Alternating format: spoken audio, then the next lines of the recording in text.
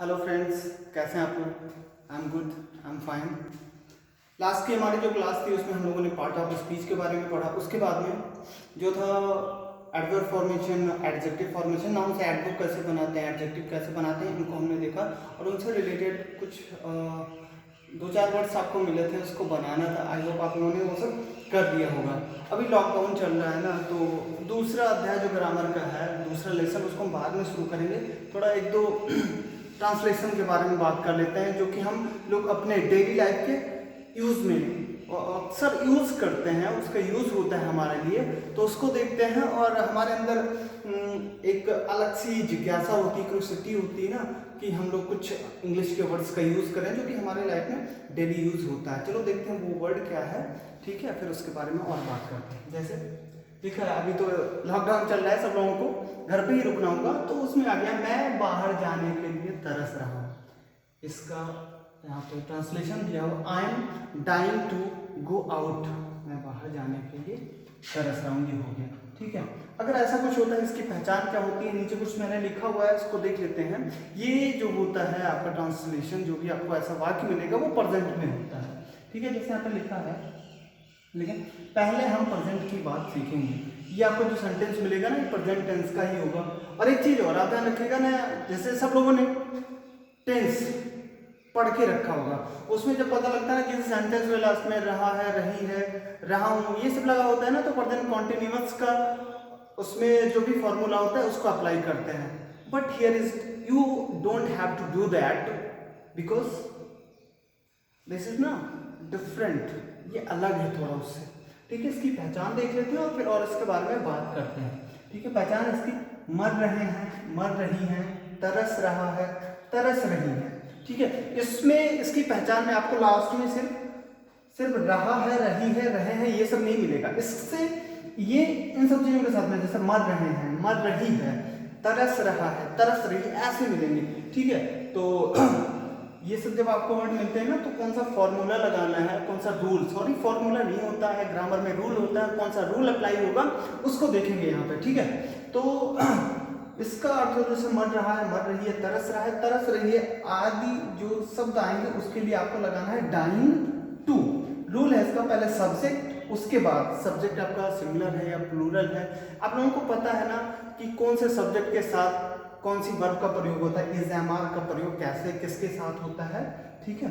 तो उसके according subject अगर आपका सिंगुलर है, ठीक है, तो इज लगता है। एम का प्रयोग always be use with I, and are का प्रयोग जो है प्लूरल जो सब्जेक्ट होता है उसके साथ होता है। उसके बाद सब्जेक्ट यूज करेंगे, इज एम आर लगाएंगे, उसके बाद हमें एक word dying to, it's a compulsory.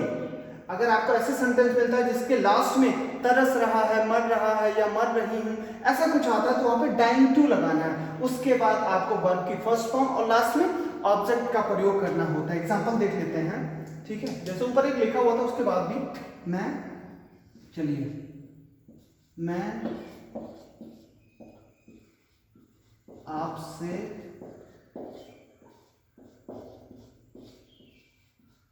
मिलने के लिए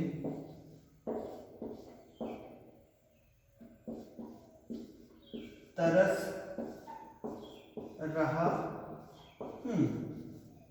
तो आपने देखा ये वर्ड आपको मिला है ना, मैं आपसे मिलने के लिए तरस रहा हूं, तो लास्ट में तरस रहा हूं, यहां पे देखा ना, तो फिर आपको पता चल गया ना इसका यूज होगा।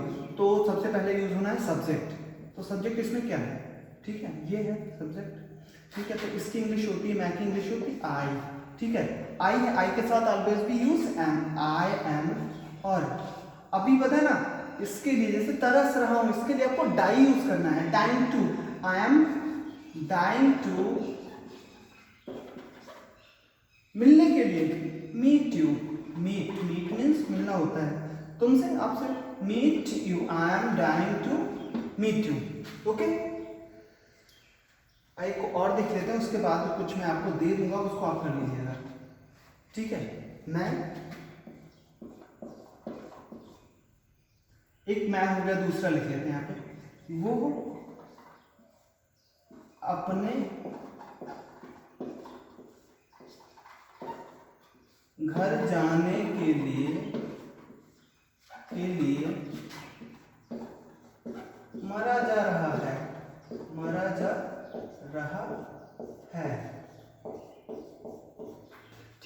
अब यहाँ पे सब्जेक्ट वो की इंग्लिश होती है ही, ठीक है, और आपको पता है ही सी इट के साथ में इसका प्रयोग होता है, ठीक है, और उसके बाद में ही इज, लास्ट में मरा जा रहा है ना, तो फिर ये आपने देखा मर रहा है या मर रही है जो भी है, ठीक है, ही इज डाइंग टू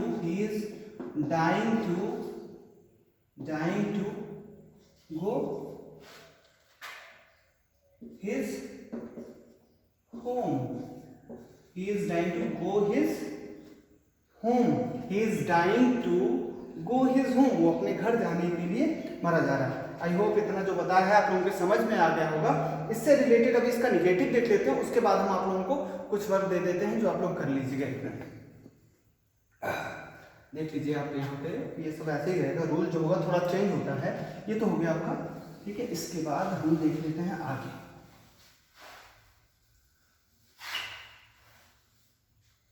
अगर आपका निगेटिव सेंटेंस मिल गया, अगर इससे रिलेटेड,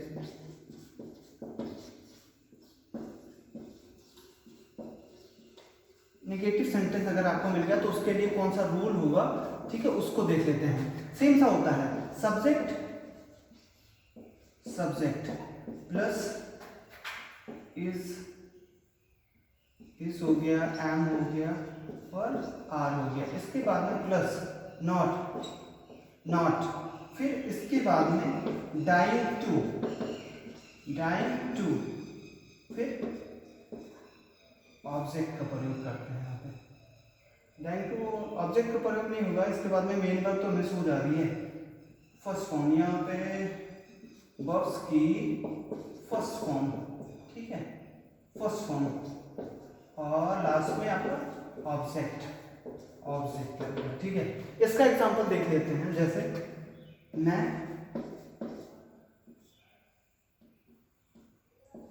मोमोज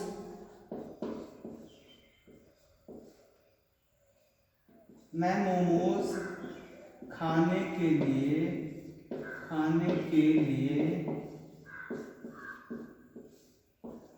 मरी नहीं जा रही हूँ,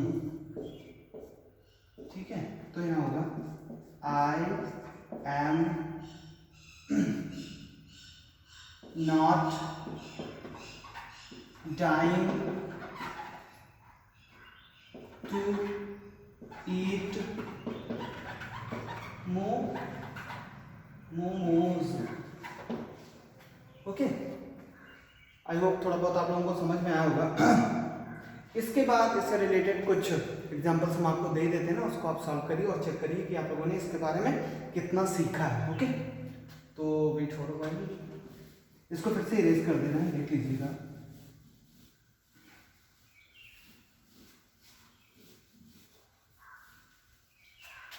आप लोगों के लिए जो एक्सरसाइज है, इसमें एक्सरसाइज ऐसे कर लेते हैं। आपको करना कैसे, मैं आपसे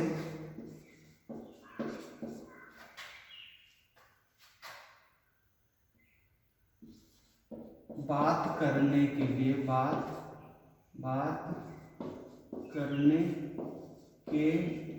लिए तरस रहा हूँ। पहला। दूसरा,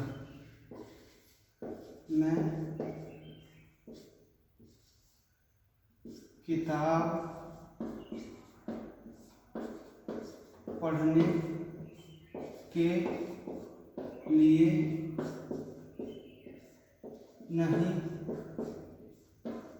मरा जा रहा हूँ।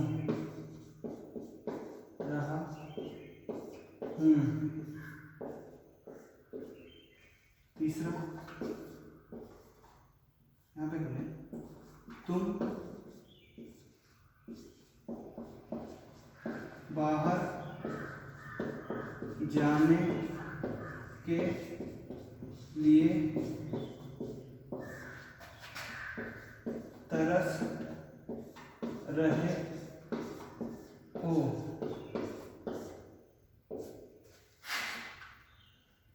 चौथा अपने आप कर लेते हैं, वह नहाने के लिए तरस रहे हैं। ये सारा आप लोग नोट कर लीजिएगा और आप इसको चेक करिएगा कि आप लोगों ने इसमें कितना सीखा और आप लोग इसको कैसे कर पा रहे हैं। Thank you.